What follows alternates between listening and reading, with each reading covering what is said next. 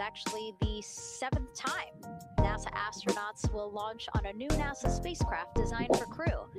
And if you're wondering about the first 6 crewed test flights, here they are.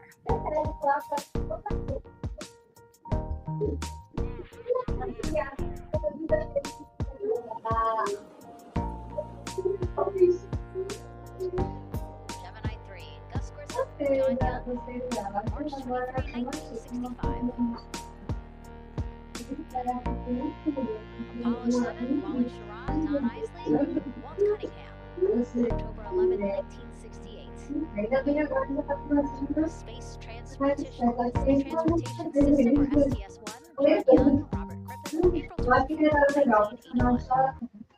Then NASA SpaceX Demo 2, Doug Hurley, Bob Baker, May 3rd, 2020, followed by NASA's Boeing crew flight tests. Butch Wilmore, Sonny Williams, June 5th, 2024. And now, Artemis 2 with Reed, Victor, Christina, and Jeremy. It is really surprising, honestly, to hear that through all these decades, through all these launches we've had, this is only our 7th new vehicle that we're testing for crew. Yeah, we have so many different missions that we think about and we talk about, but really 7 vehicles that we've tested and that we're flying. I like to think of spaceflight really as a permanent test, right? We have 2 missions or so. An airplane that gets tested and then flown has thousands of data points, and so really spaceflight is always going to be a test field, and I think it's important to remember that, especially as we put humans on rockets that we never have before, or for the 7th time we start a new vehicle and a new mission. Just getting word now that White Room closeouts are complete, and so the closeout crew is preparing to leave the pad. It's exciting stuff. We are making good time, and the closeout crew is doing really well. 41 minutes, 43 seconds and counting until the opening of our window. And Artemis 2 is a 10-day mission that will send the 4-person crew on a journey around the moon and back to Earth. It will be a critical step towards future lunar and Mars missions.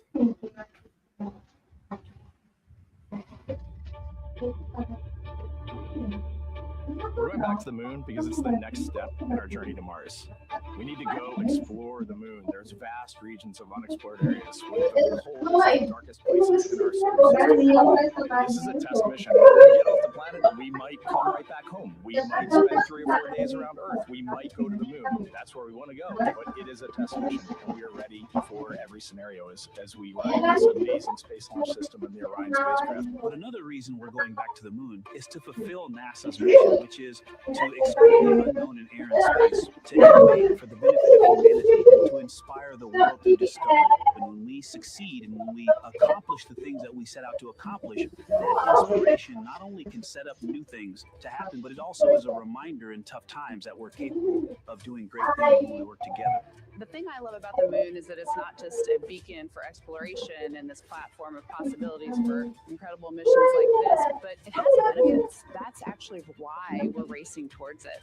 Those benefits are really wide in nature. You have everything from innovation, technology development, not only for future missions going deeper into the solar system, but technologies that come back to Earth. You have inspiration, a whole generation of people starting this pipeline of STEM workers and manufacturers and operators that are excited to see what you can do when you work hard and you come together as a team.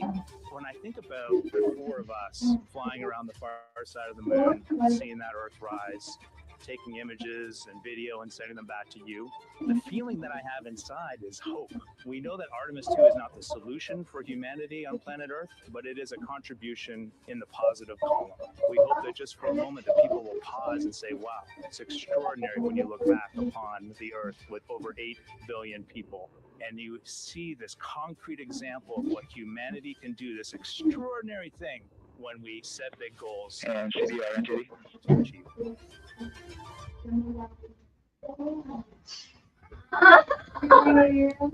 And so Mission Control Houston will control the flight of Orion after a liftoff here at Kennedy Space Center. Here's Gary Jordan, who's embedded with that team. Gary, you might have to pause because we did just hear a call out to the commander in Orion. Will do, Megan. That was Commander Reed Wiseman responding to prepare for some of the next steps. We are now holding at the T-minus 10-minute hold, expected a 30-minute hold. So we are well on the countdown. We are well on the timeline to meet this L-minus time and launch towards the beginning of the window, but continuing to track progress along the way. Again, I'm here with the Artemis II flight control teams in Mission Control Houston. The team in the room behind me has been monitoring the countdown and verifying their own mission-specific launch criteria of the Space Launch System, the Orion spacecraft, and Technologies crew. During the final hold before launch, if all looks good from each of the flight controllers in this room, Flight Director Judd Freeling will report a go for launch from Houston Flight. Upon liftoff, teams here take control of the mission and communicate with the crew while they fly on the Space Launch System. This phase of flight is highly dynamic, and each console position has a dedicated and important role of looking after critical systems. You'll hear calls from Capcom and NASA astronaut Stan Love in this room to the Artemis II crew as milestones are reached during the more than 8 minutes of powered flight on the core stage. Liftoff and ascent are just the beginning. This room will be staffed around the clock over the next 10 days to oversee every moment of the mission through splashdown. Here from the Johnson Space Center, we'll be streaming the mission live 24/7, so anyone can follow the crew's journey, take peeks inside the spacecraft, and share the experience of a lunar flyby with astronauts looking down at the moon's surface. Teams here have been rehearsing tirelessly in simulations to throw every conceivable and inconceivable scenario their way. We are ready and eager to begin the Artemis II mission. Still milestones to come as we continue the countdown, but we'll be right back with you during the ascent phase of today's flight. With that, Megan, I will send it back over to you at the Space Coast. So much, Gary. Under 37 minutes until the opening of our 2-hour launch window, 6:24 p.m. Eastern. I've never been more excited for a time. But why don't we send it back over to Megan Carter with the moon board to learn more about what happens after ascent.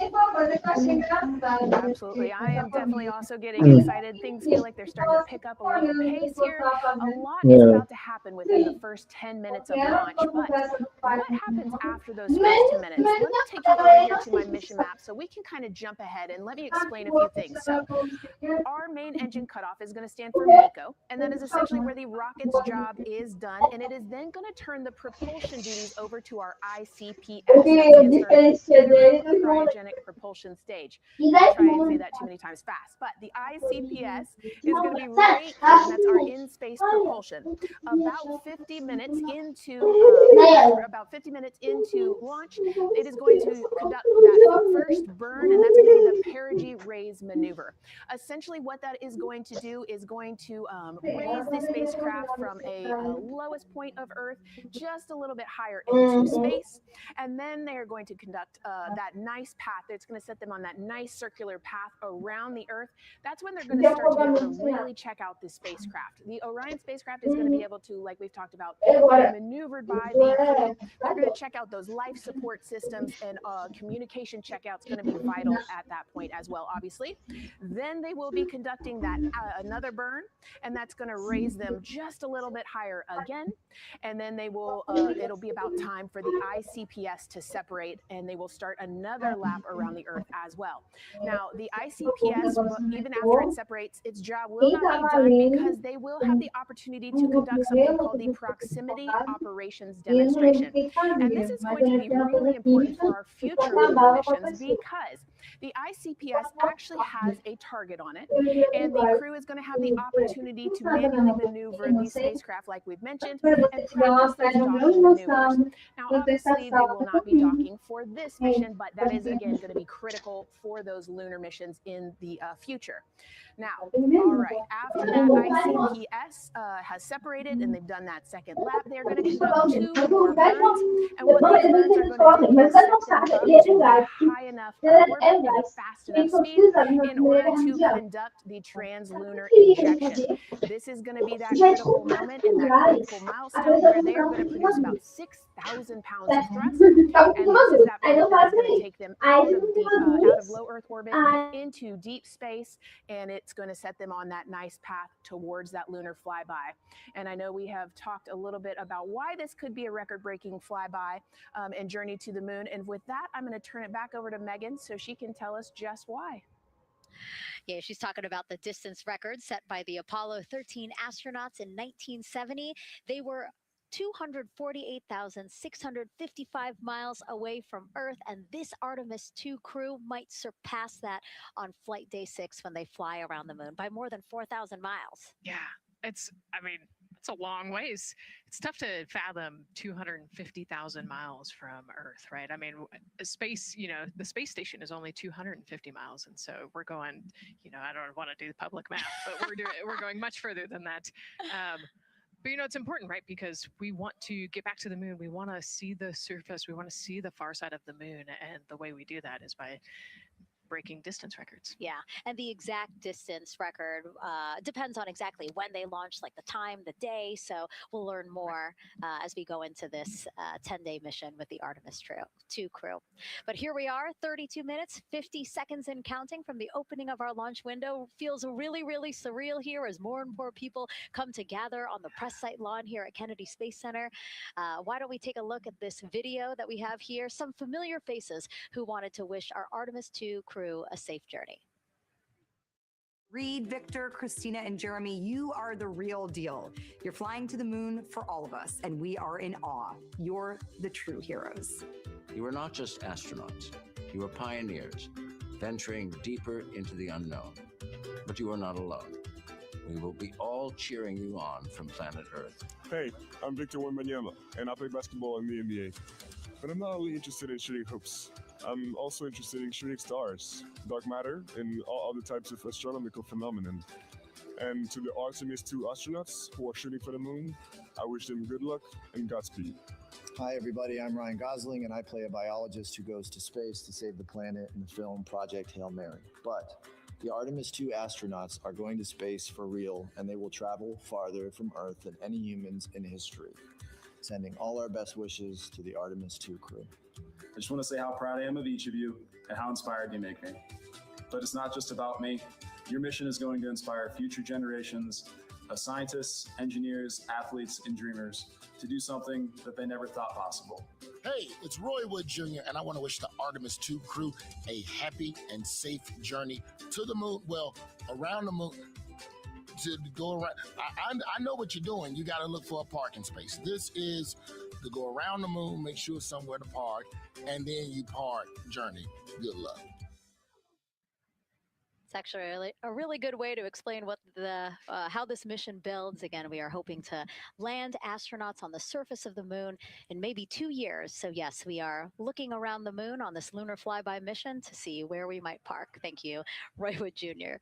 Okay, and as we look at this live view of the rocket on the pad, there is a spectacular place here at Kennedy Space Center to watch launch from, and that's the Banana Creek viewing area. Why don't we go back there where the crowd is excited, and Leah has the best assignment ever talking to people who are super excited about being here for Artemis 2.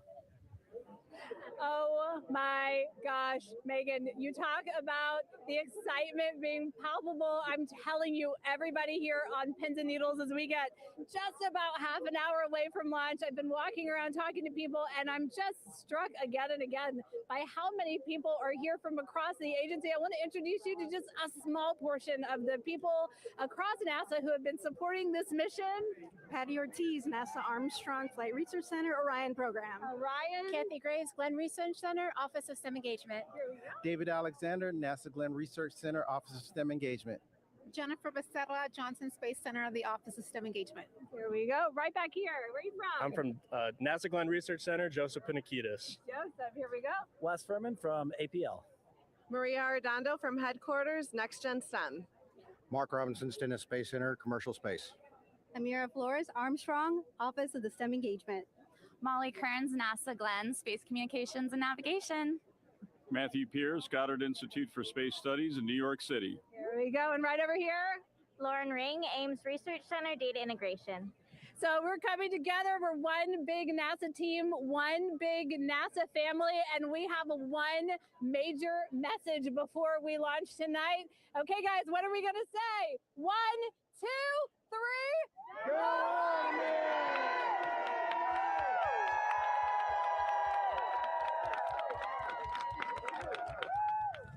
Oh my gosh. Oh my gosh. That made me so emotional. That was so inspiring to see. I mean, wow. Yeah, that was great. I mean, just to hear everybody say their position, what they're doing to support this mission is amazing. And I'm sure this was something that really rang true and resonated with NASA's Administrator Jared Isaacman, again, to see the workforce come together to do the work and then to be here for launch. So why don't we actually go over to him now with our Jasmine Hopkins at one of our other viewing locations. All right, Megan, thank you so much. The energy here on the balcony is honestly becoming electric as we get so close to launch. And now we are thrilled to welcome NASA Administrator Jared Isaacman. Jared, we're really entering a golden age of exploration. How will Artemis 2 set the pace for the coming years? Well, I mean, Artemis 2 is the opening act, right? This is the test mission. This is getting very comfortable with the SLS rocket, the Orion spacecraft. No humans have ever flown on this before, right? And we're going to put it through its paces. We'll go into Earth orbit for a little bit, make sure Orion's doing okay, and then we are sending them, right? We're going to send them farther into space than any humans might have gone before, 250,000 miles away, and it's going to set up for the subsequent missions. That's why we're going into the golden age of science and discovery right now, because you're going to see moon rocket launch in 2027 when we do our testing with the lander. We're going to go for the landing on Artemis 4 in 2028, and in parallel, we're going to build the moon base, right? And that is going to be filled with science discovery and tech demonstrations that's going to support the enduring presence we're trying to create on the surface. Absolutely. So honestly, history-making years ahead of us, you know, with Artemis 3 and 4. But first is Artemis 2. What will be our single greatest takeaway from this mission? Well, I'll tell you, I mean, after ignition, to me, the moment that I'm going to be most excited for is splashdown. There's no question about that. Good shoots coming down off the West Coast. But look, I think the takeaway from this is gaining extreme comfort in the Orion spacecraft, right? I mean, this is very different than what we've done for more than a half century, right? I mean, the velocities that spacecraft is going to re-enter at, it's going to be new territory for us. We want to get our arms around that completely. So I would say the performance of SLS plus Orion is everything on this one. We want to make sure we do it in as a safe way as we possibly can, understanding what we are undertaking right here, bring our crew back, learn as much as we can from the vehicle, set up for Artemis 3 in 2027. Right. And Administrator, we've actually had a pretty young audience today here, some kids running around the balcony. How do you hope Artemis 2 inspires that next generation? You know, I talk about this all the time. Like, you know, one of our overarching KPIs that we should always be tracking is the number of people living and working in space. Well, you know what's another strong number 2 on that one? It's the number of kids that are dressing up as astronauts for Halloween, so that they grow up, that they're inspired to want to join in this grand endeavor, whether they come work with us here at NASA or they join in industry, but they're helping humankind venture out farther, pursue all the secrets of the universe. Yeah, I think we'll see a lot of kids dressed as astronauts this year. And finally, Jared, you've really made it a personal mission to get to know the people behind the work at NASA. Do you have any final thoughts, any final words before today's history-making launch? Yeah, well, one, I want to express a lot of appreciation. I'll tell you what, the 4 astronauts on top of Artemis 2 know this. It takes an army to pull a mission together like this, right? Across all 10 of our centers, all of our commercial partners, the international partners that come together to make this possible. My sincere appreciation for everyone who is currently working the mission right now. So getting them ready for launch, that will be watching over them in mission control, recovering this crew when they splash down off the West Coast. I have complete trust and confidence in your abilities, and everybody else who's not directly working on Artemis 2. Artemis 3 is coming up next year. When this mobile launcher gets back in the VAB, we're going to start stacking. Wow, plenty of excitement ahead of us. Jared Isaacman, thank you so much for being here. Thank you. Thanks for being here. Of course. All right. And with that, let's get back to the countdown with NASA's Megan Cruz. Under 25 minutes and counting from the opening of our 2-hour launch window, and take a look at all these people behind us. I literally, every moment I turn around and I see the clock, I am like, Oh, wow. Oh, wow. There are more people and less time. Yes, exactly, which is a great problem to have. Yes. Now, this first crewed test flight of NASA's Artemis program coincides with the 250th anniversary of our country's founders signing the Declaration of Independence. Exploration is a part of America's DNA, and it continues now with our return to the moon. 250 years ago, 13 colonies laid the foundation for the greatest and most enduring democracy in the history of the world. One driven by courage, faith, and freedom.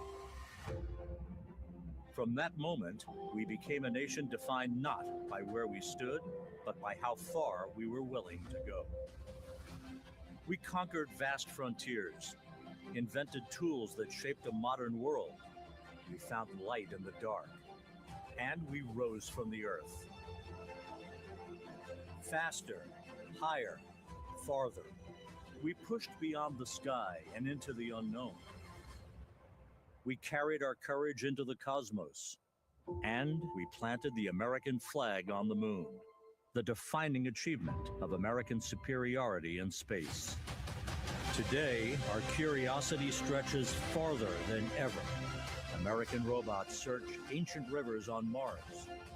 New telescopes unfold to glimpse the first stars. And a new generation prepares to return to the moon, this time to stay.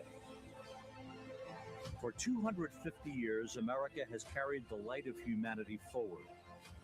But American exceptionalism isn't inherited, it's earned. Our greatness comes not only from what we've done, but what we're still determined to discover. Because in every era, across every horizon, America is at its best when it's reaching for something greater. America celebrates 250 years, and we are leading the world into the future. 22 minutes, 15 seconds and counting from Artemis 2, NASA's boldest test flight in a generation. The crew has said this often, that they hope it inspires children around the world. And recently, a group of kids here at Kennedy Space Center got a surprise of a lifetime while watching that rocket roll to the launch pad.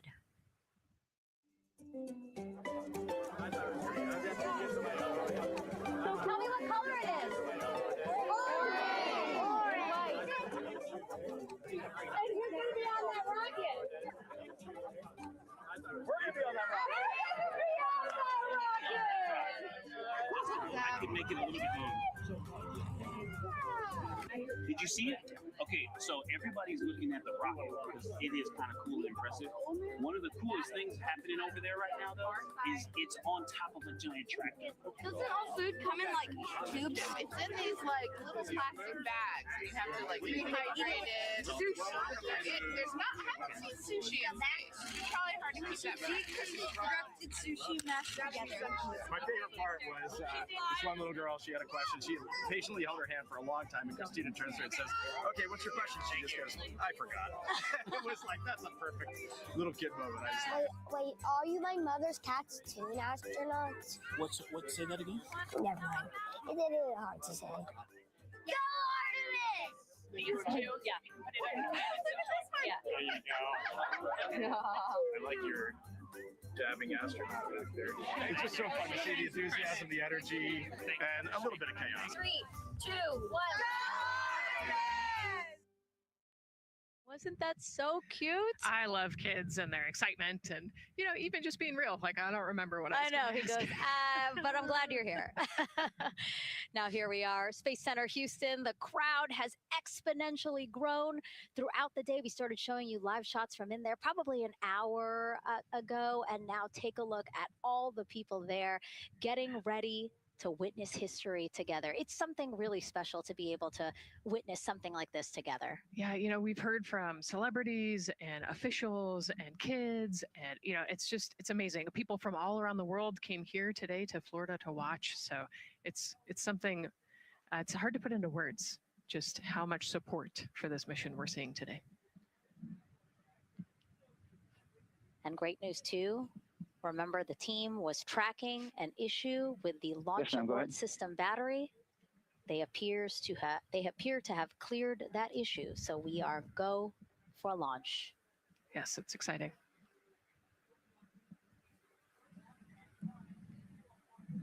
U.S. Space and Rocket Center here, Huntsville, Alabama, waving to the Artemis II crew sitting right there inside Orion.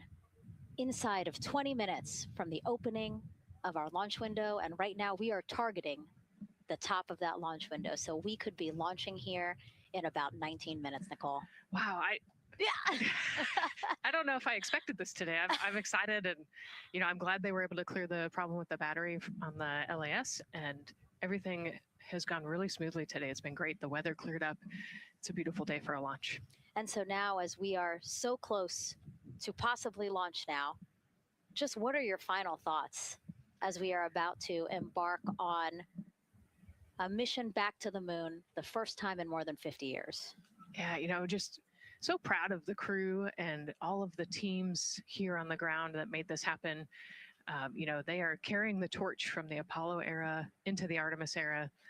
And as the crew likes to say, they want to be the shoulders that the next Copy all. generation. And let's see, GLS, can you help us with that, please?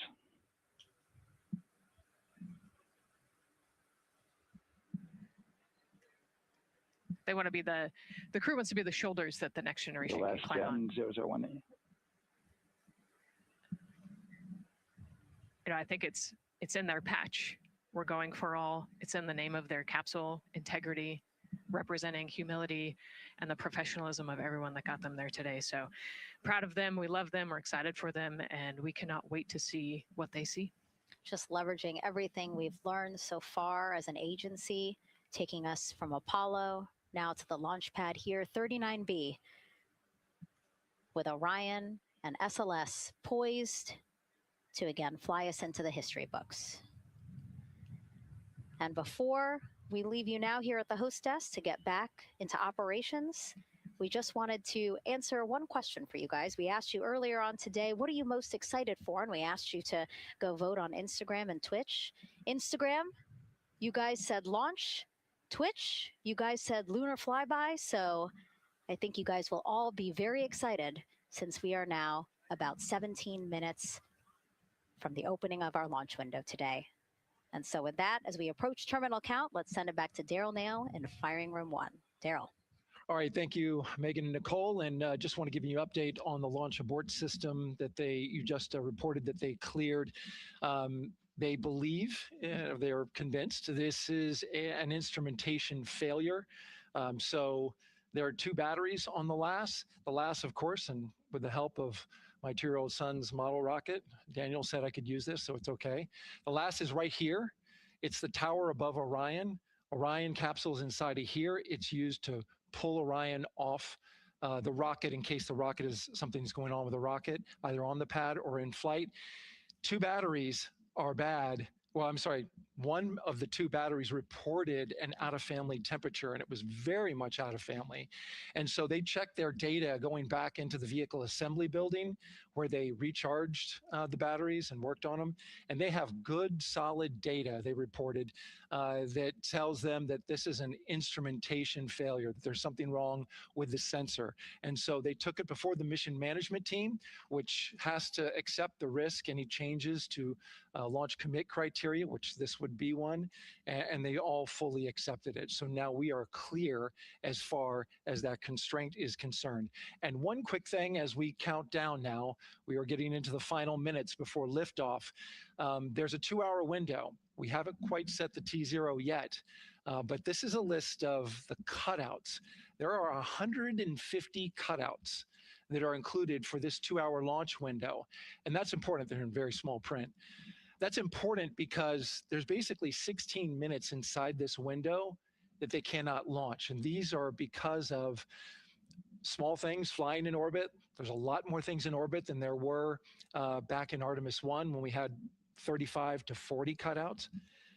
So that for that reason, because of these 156 cutouts, they're going to be managing the launch window as we go forward. So they may have to wait out one of these cutouts. They range in time between 2 seconds to 23 seconds, but you'll hear the NASA test director talk through that. We're getting ready to merge that loop from NASA test director Jeff Spaulding.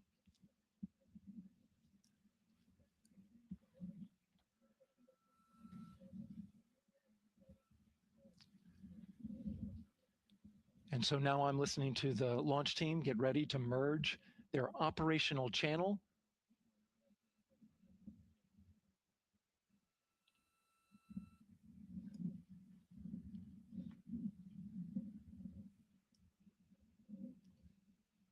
We're now entering one of the most consequential phases of launch day, and that's terminal count, the final 10 minutes. And OTC, NTD on 212 for ComCheck. Good, how me? I hear the same. STC? GTC? GTC is on 212. All right, copy that. NASA Test Director Jeff Spaulding confirming communications with his team.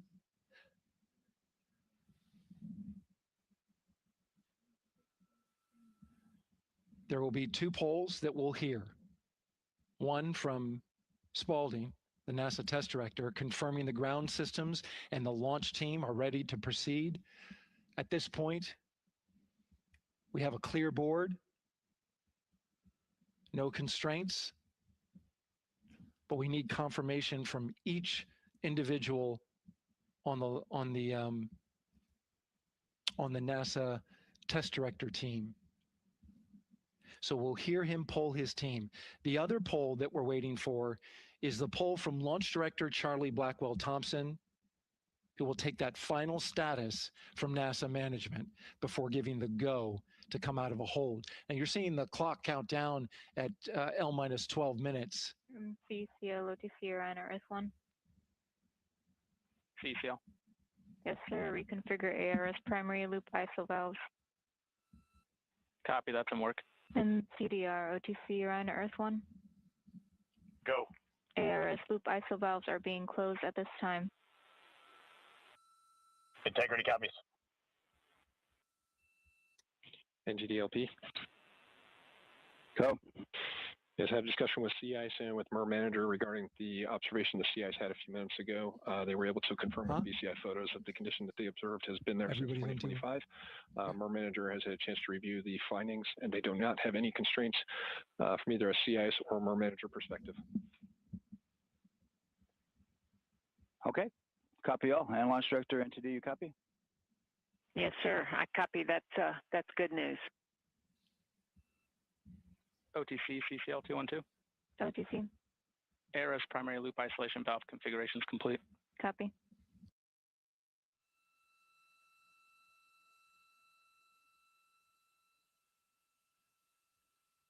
And CGLS NTD, cancel pending, please.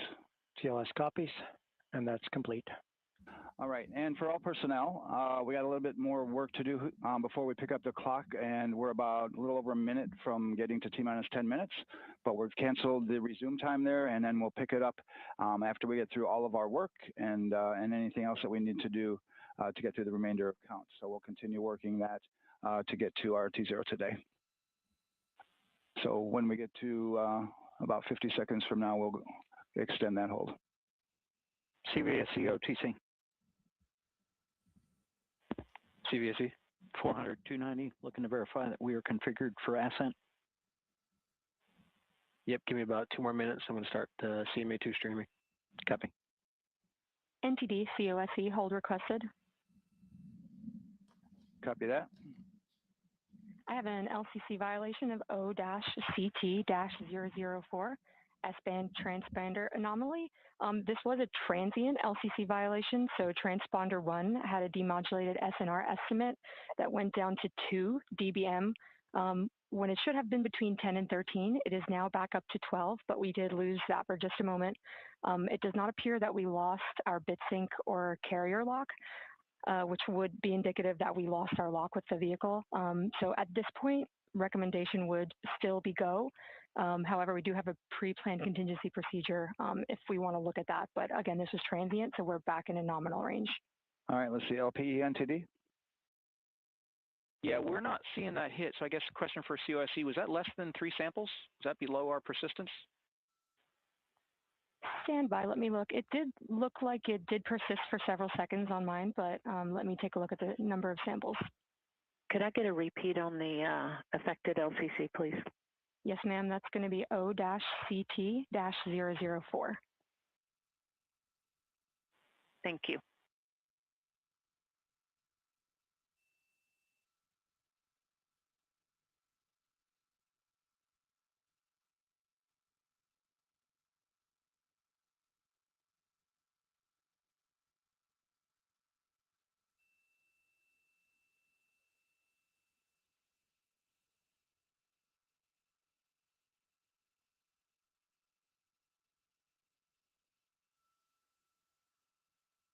Yeah, us taking a look at the data right here, looks like that was a single sample.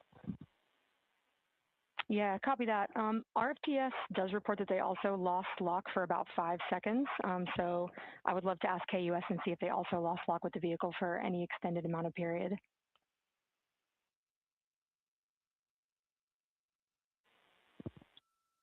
And COSE, while we're doing that, these are 1/10 hertz measurements, correct? So we would have had to lose it for over 10 seconds to get a second sample? Yes, sir, that's correct. It is 1/10 hertz. Yeah, so from our perspective, the allowance is effectively up to 30 seconds, up to 3 samples based on the 1/10 hertz. This is not an LCC violation, I believe. Yes, sir, I would agree with that at this point. Copy that. We're checking with KUS on 232. I don't think they have 212 access. We're trying to verify, but it sounds like they have a loss of lock as well. About 2 seconds. Okay.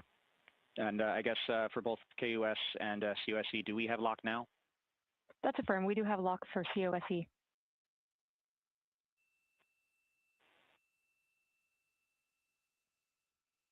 Yeah, so from the integration console perspective, we did have a temporary loss there within the allowable, and per the requirement, let's go. And this is Houston Flight. We have lock and we have good telemetry here in GSC. And KUS is reported to they have good lock now. So with all of that, OSC, then are we in a go configuration per your LCC? Yes, sir. Recommendation would be go. Okay. LP, you concur with that? Yes, sir. LP concurs go. And Launch Director? Yes, sir. Launch Director concurs go. All right, and I'm going to go ahead and just verify everybody has everything else complete, Launch Director, and if we do, we'll be ready to pick up the poll at that time, unless there's something else that you're aware of. No, sir. Let's verify all our work is complete, and I would like one last check of our constraints list. All right, let's see. OTC, are you still waiting for ComConfig, or are you? That is affirmed, sir. Okay, yeah, the only open item? Yeah, OTC, this is CVSC. That 400 step 290 is complete. Copy. Okay, so OTC, you're complete with all of your work? That's affirmed. All right, copy that. STC? STC is complete. And GTC? GTC is complete. Okay, excellent.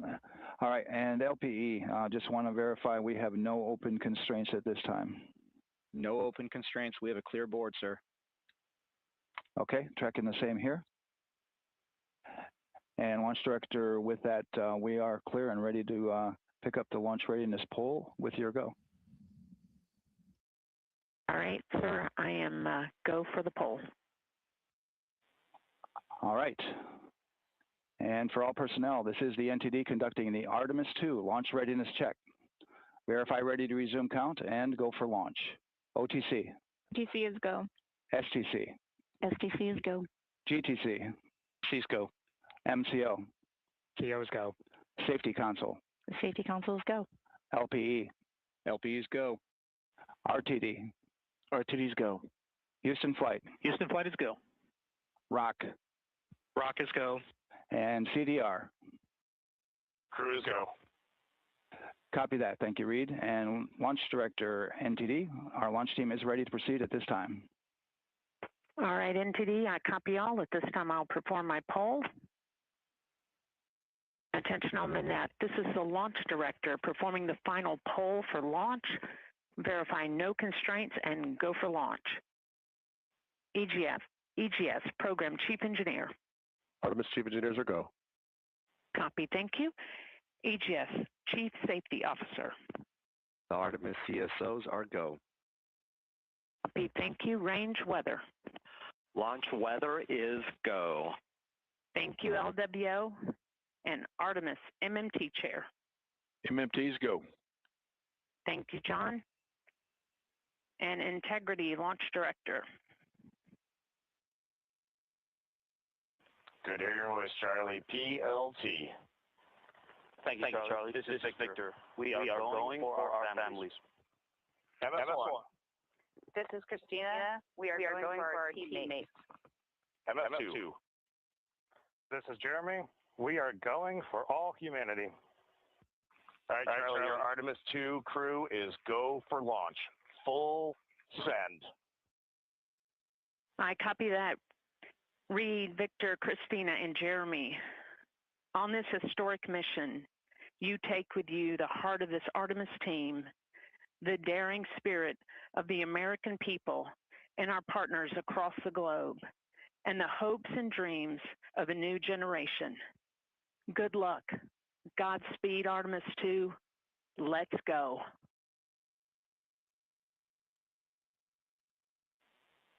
And NTD Launch Director.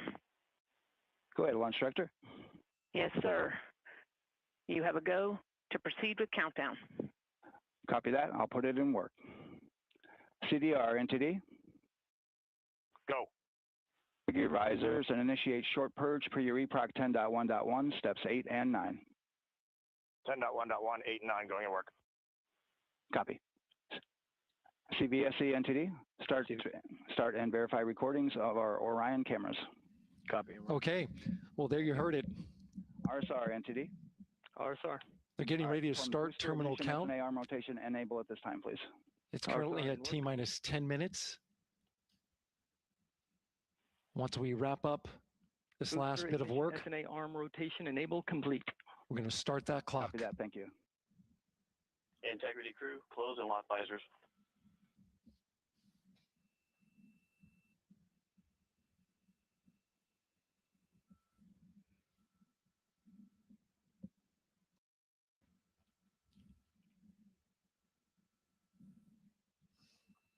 You heard an issue, worked in real time with telemetry lock on the Orion. It was transitory. It was very short. They checked the data, confirmed that they had a good lock. This was with the S-band transmitter on the Orion. Worked through that issue, looked at the data, and cleared it. All with the world watching. Impressive work by the launch team. So we have a 2-hour window, which starts in just a few minutes at 6:24 p.m. Eastern Time and goes until 8:24 p.m. Eastern Time. And ECL NTD will be waiting for your verification on the short purge. ECL copies. And for all personnel, once we get that short purge verification, we'll verify that we are clear to go, and then we'll proceed with the terminal count.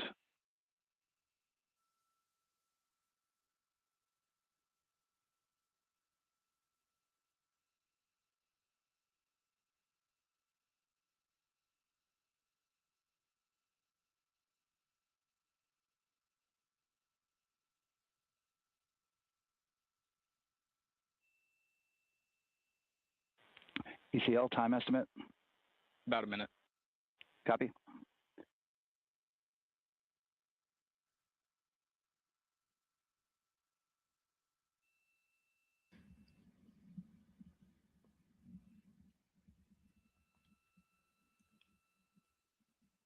So we're going into the launch window, but not by much, it looks like.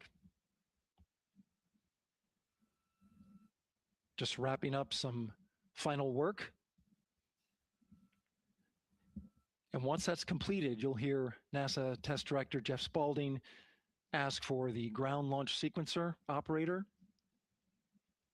to go ahead and start the clock. The ground launch sequencer is an application software. It runs on top of the launch control system in the firing room, acts like a conductor of an orchestra, executing hundreds of commands in precise order and timing. It's all autonomous. Entity CCL 212, short purge initiations verified. All right, copy that, and we're verifying our constraints. Daqui a pouco vai começar a contagem regressiva.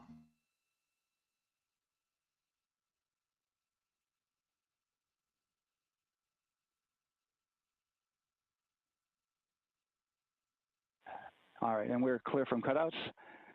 And with that, we're going to resume the clock momentarily. And CGLS, you can resume the clock on your mark. GLS copies. 3, 2, 1, mark. GLS mainline has been initiated. T-minus 10 minutes and counting.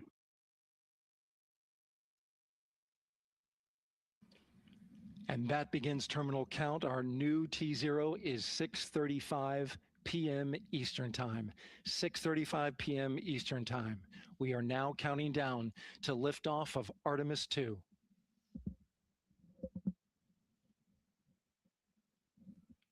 From now on, you're going to hear two voices on the loops. If everything goes nominally, NASA Test Director Jeff Spaulding, who's directly managing the launch team, and Alex Bendelos, the GLS operator who closely monitors the software.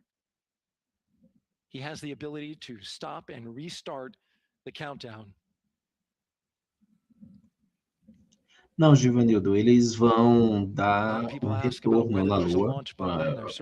Eles vão à Lua só, dar o retorno, passar uma volta na Lua, vamos assim dizer. Tem, claro, uma missão inicial aí de ter um planejamento futuro, certo? Para uma missão mais eficiente, mas por enquanto ela... Bom, deixa eu comentar um pouco enquanto eles estão aí, eu vou colocar mutado aqui para vocês poderem entender. Tudo bem, essa missão, ela... Em primeiro lugar, ela está sendo transmitida, tá, gente, para o canal também. Deixa eu só baixar porque eu não consigo me concentrar. Vamos ver aqui o volume aqui. Nós temos 10 minutos antes de iniciar. 10 não, 9, né, agora. Então, vamos lá. Vê bem, em primeiro lugar, tem peso político, tá? Essa missão, ela tem um peso político importante para Donald Trump. Querendo ou não, corresponde a um prestígio internacional, né, vamos assim dizer, porque Trump, ele pode estar pensando, eu imagino que ele esteja pensando nisso, de mostrar, através desse evento, que os Estados Unidos continuam como sendo a potência mundial, né? Continuam dominando a exploração espacial. O país ele está bem à frente, né, com relação a esse tipo de ação, embora a China também esteja correndo atrás. E aí nós temos em tese, Trump sendo o presidente que vai estar condicionando o retorno do homem à Lua, o American First se apresentando aí de forma bem nítida, né? O programa ele envolve muita gente, né? Um programa que já vem sendo desenvolvido há bastante tempo. Basta a gente lembrar que foi já durante o governo Trump que a Artemis ganhou um forte impulso quando a NASA ela fez estabelecer as diretrizes, as metas para se ter essa missão agora sendo efetivada, né? Que é a questão do retorno à Lua, ganhando aí um dividendo, claro, político. Então, assim, a missão, ela basicamente, ela é de reconhecimento, assim, de retorno aos estudos espaciais, né? Serve como trampolim para investidas futuras. Os Estados Unidos acreditam ser a nação que vai colonizar a Lua, para partir dela você ter a conquista de Marte, mas nessa missão específica eles vão dar uma volta ao redor da Lua, Vão testar a nave Orion com humanos, claro, a bordo, a nave que não foi testada ainda com humanos, e vão preparar, claro, as condições para futuras expedições, tá? Mas essa, de forma especial, é só uma missão que já é importante, a gente não pode negar, certo? Viajar em grupo. Por enquanto, não. Por enquanto, não vão pousar. The liquid hydrogen tank has now closed, and that tank is beginning to pressurize to flight levels because that hydrogen is naturally boiling inside the tank. We'll get the liquid oxygen tank a little later in the count.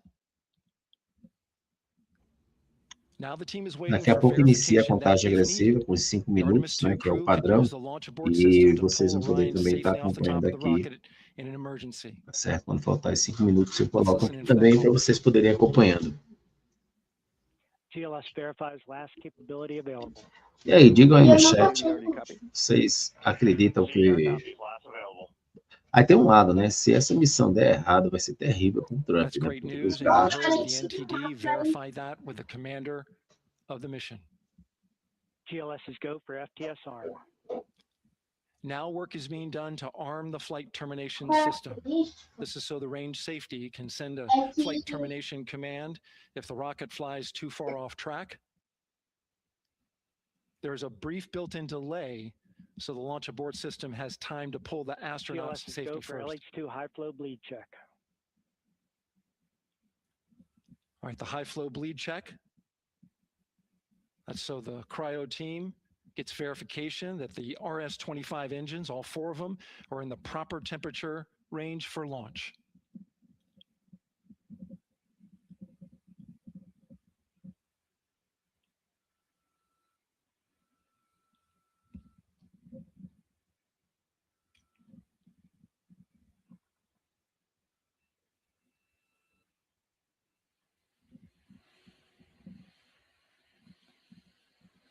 GLS's go for core stage APU start. Core stage APUs start. Those are auxiliary power units, high-speed turbines, which provide pressure to hydraulic pumps that steer the RS-25 engines. We're going to see a gimbal test a little later at T-minus 2 minutes and 30 seconds. This is what allows that to happen.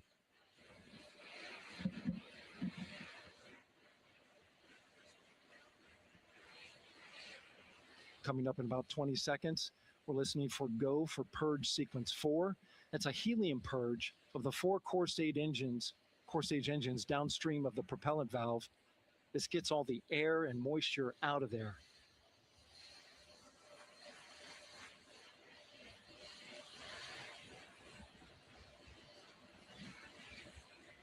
GLS is go for purge sequence 4. Moving through the milestones. All is looking good.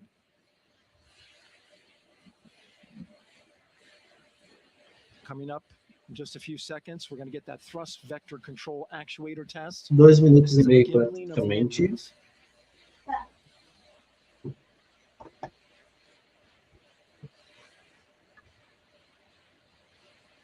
There are the 4 RS-25s, 3 of them shuttle heritage, 1 of them built from shuttle parts.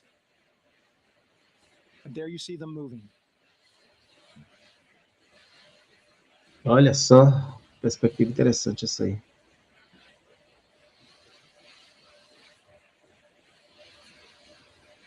Now we're going to start moving the power from both the upper stage and the lower stage of the rocket to internal, taking ground power away and now going to battery power. GLS's go for upper stage to internal power. Our power is removed from the rocket's upper stage, the ICPS, and it's been switched to battery. Same milestone for the lower core stage coming up at T-minus 1 minute and 30 seconds. Right now, the 4-person Artemis II crew is 248,000 miles away from the moon. And if all goes well, they will fly by it in 6 days. GLS's go for core stage to internal power. A qualquer momento devem acionar. Right, there's the rocket's core stage, which houses 3 flight computers, is now on its own power. There's no more hold time because there's no more margin on these batteries. So we'd have to recycle back to T-10 to recharge if we had a hold. Obvio. No. 1 minute. Minuto agora, Does pessoal. not know what the T0 is, but coming up at T-33 seconds, control shifts from the ground launch sequencer to the rocket's A hora do tudo ou nada. Se falhar, vai ser terrível pro Trump, The né? rocket will count itself down, but honor any holds that could come from the ground. Now, shortly after liftoff, Houston will take control of the rocket, and my colleague Gary Jordan will take over commentary. Go for your left. Great call out. The rocket is on its own. 4 brave explorers ready to ride the most powerful rocket NASA has ever launched. Sound suppression water is flowing. 15. And here we go. 10, 10, 9, 9, 8, 8, 7, 7, RS-25 6, engines. 5, 4, 4, 3, 3, 2, 2, 1. 1, Booster ignition. 0. And liftoff. The crew of Artemis 2 now bound for the moon. Humanity's next great voyage begins.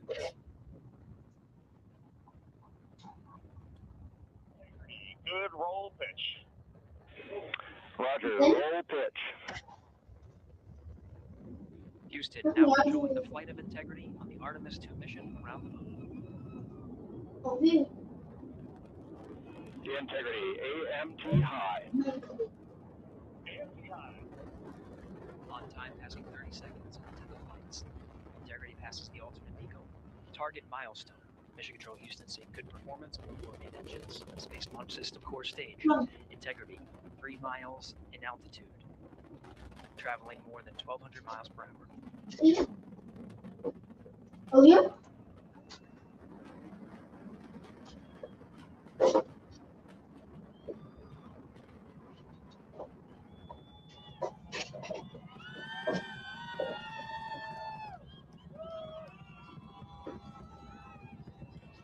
Mil 200 milhas por hora. Passing 1 minute. Approaching max Q. On, Ponce de Leon. Stan, we have you loud and clear on Ponce de Leon. Have you the same? Communication signal transfer confirmed as Integrity and its crew go supersonic. Approaching 90 seconds into the Artemis 2 mission. Integrity is 14 miles in altitude, 8 miles downrange, traveling more than 2,600 miles per hour.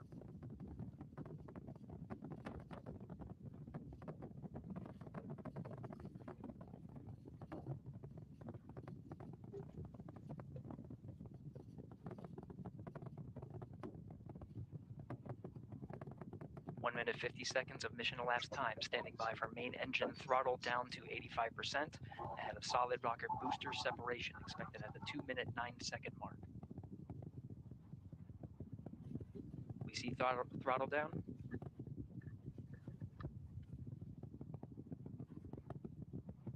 Confirmed separation.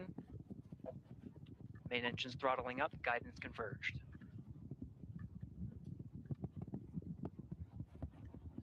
Tá separando as dois motores. Integrity, guidance converged. Olha aí, essa imagem que o pessoal da Terra plana, né? Deve ficar louco com uma imagem dessa.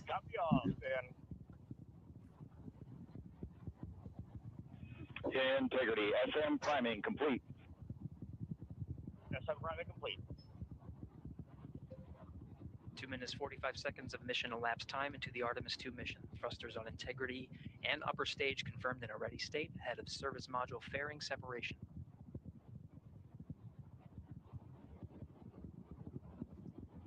Three minutes into the flight. Integrity 49 miles in altitude, 78 miles downrange. Olha só que imagem bonita, né, pessoal? Vou tirar até o bannerzinho daqui para a gente poder ver tudo.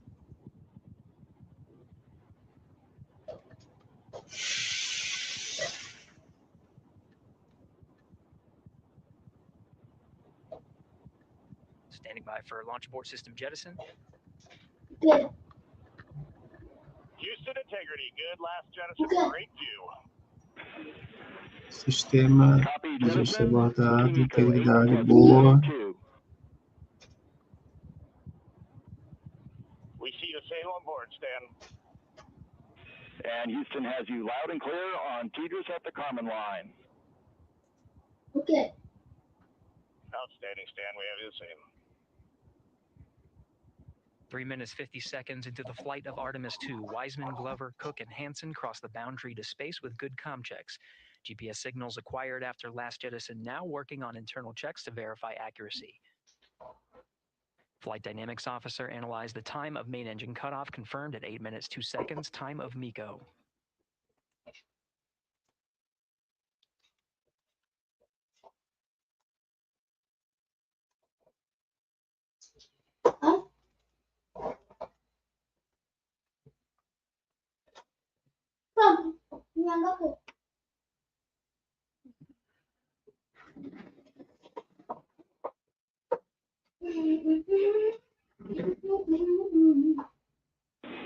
Integrity GPS processing.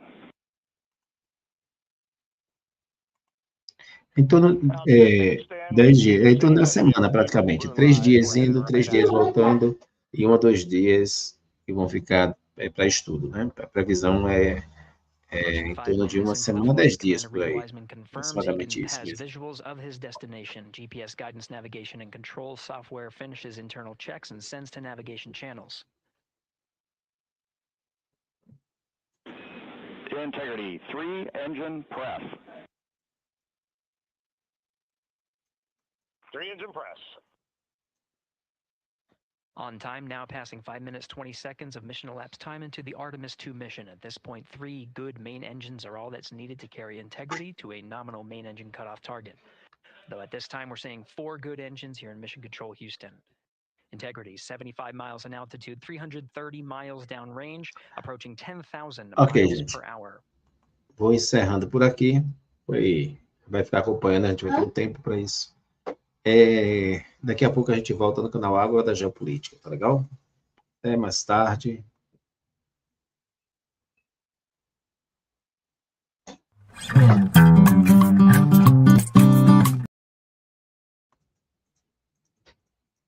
Não, mas sério, o link não tá funcionando pra mim. Não, eu não consigo.